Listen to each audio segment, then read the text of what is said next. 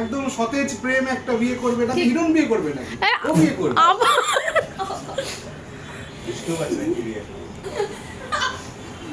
এটা রাফলি দেখতে পাচ্ছি। আরেকজন বসে আছে এখানে, সুজিত মুখার্জি। সে যদি আর কোনো খারাপ ফিরে ঠিক আছে, আপাতত ওই কবিতাটাই আমার পাঠ করো যেটা বললাম। হ্যাঁ হ্যাঁ যা খুশি কর। আমি প্রশ্ন করে দিচ্ছি। ওকে প্রথম আমার রিপ্লাইটা আমি খুব 4 লাইনের একটা রিপ্লাই দিয়েছি। আচ্ছা, রণজয় নাকি প্রথমে শ্যামক্তিকে একটা কবিতা লিখে পাঠিয়েছিল। কবিতাটা ছিল যে কবিতার পরে আমি এমনি অনেক জায়গাতে বলেছি, কিন্তু প্রথম ওকে পাঠিয়েছিলাম। সেটা আর বলো সেটা obviously মানে জানা- অনেক মেয়েকে পাঠিয়েছিস? না না, কোনো ইন্টারভিউতে তো ওকে জিজ্ঞেস করেছে, আমি বলেছি। পুরো নষ্ট করে দেয়। কি করে না কোনো হ্যাঁ। এইভাবে অনেককে এটা এইভাবে বলিস না, কাট নতুন করে নাও তো। না। ওটাই আমার মুখস্থ ছিল সেই ও পরে এডিট করে দিবি। তো ছিল যে আমার বাড়ির সামনে অনেকটা ফাঁকা জায়গা রয়েছে, সেখান থেকে কিছুটা দূর এগিয়ে গেলে দূরে একটা পাহাড়ের চূড়া দেখতে পাওয়া যায়। শুনেছি কালকে পাহাড়ের ওপারে বৃষ্টি হবে, আমি অপেক্ষা করব, বুঝতে আসবে।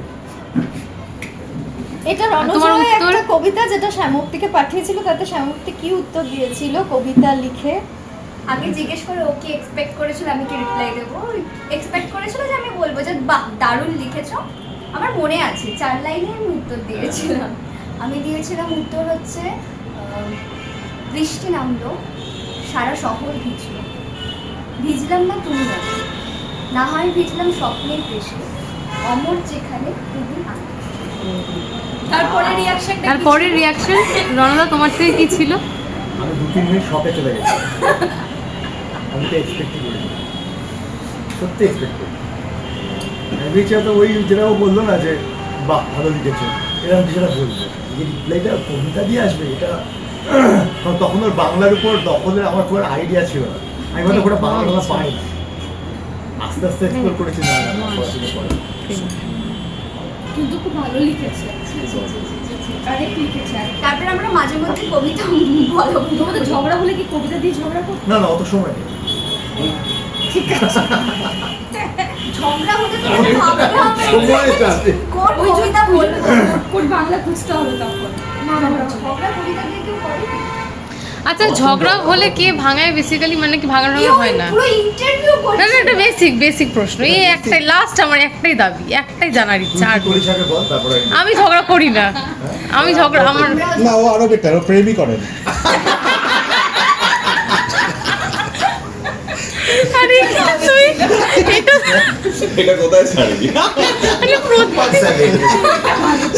দাঁড়াও, চলে আসো তুমি, এক একটা সব রানাদা স্যাভেজের তো অন্য লিগ। হ্যাঁ হ্যাঁ রানাদা স্যাভেজ বলে একটা আলাদা কলম তৈরি হয়েছে ইন্ডিয়াতে, জানিস তো? না, ও বলছে অবজারভার। ও বলছে অবজার্ভ এখন দেখছে। এই মুহূর্তে আমাদের মধ্যে এন্ট্রি নিয়েছে এমন একজন যাকে ভ্যালেন্টাইন ডে মনে হচ্ছে, শ্যামত্তি এবং রণজয়। ওদের যে ভরা ফ্রেম, এই ভরা ফ্রেম আমাদেরকে সামনে ভ্যালেন্টাইন ডেতে আরো বেশি কিছু খবর দেবে। এই ভ্যালেন্টাইন ডে 14 ফেব্রুয়ারি আগে কিছু হচ্ছে না, তারপরে ঠিক আছে 14 ফেব্রুয়ারিতে আবার আমরা ভরা ফ্রেম দেখবো। আর একটা ভরা ফ্রেম দিতে পারে আরেকজন বসে আছে এখানে, সুজিত মুখার্জি। সে যদি আর কোনো ভরা ফ্রেম দিতে পারে, ঠিক আছে। আপাতত রণজয় আর শ্যামক্তি এবং দুজনকে একসাথে পাওয়াটাই হচ্ছে সবচেয়ে বড় মা এক্সাইটমেন্ট। সরস্বতী আশীর্বাদ ওদের উপর আছে। এবার ভ্যালেন্টাইনের আশীর্বাদ চলে এসছে, ঠিক আছে। এবার প্রজাপতি ফাইনাল। আরে তোমরা ব্লাশ করছো কেন? ব্লাশ করছো কেন রণদা? খুব ইন্টেলিজেন্ট প্রশ্ন করেছিস এটা। তুমি ব্লাশ করছো কেন? খুব ভালো প্রশ্ন হয়েছে এটা। তুমি তো ব্লাশ করছো ওইবার। আমি ব্লাশ যে ছবি তোলার সময় যে তোলে সে বাচ্চা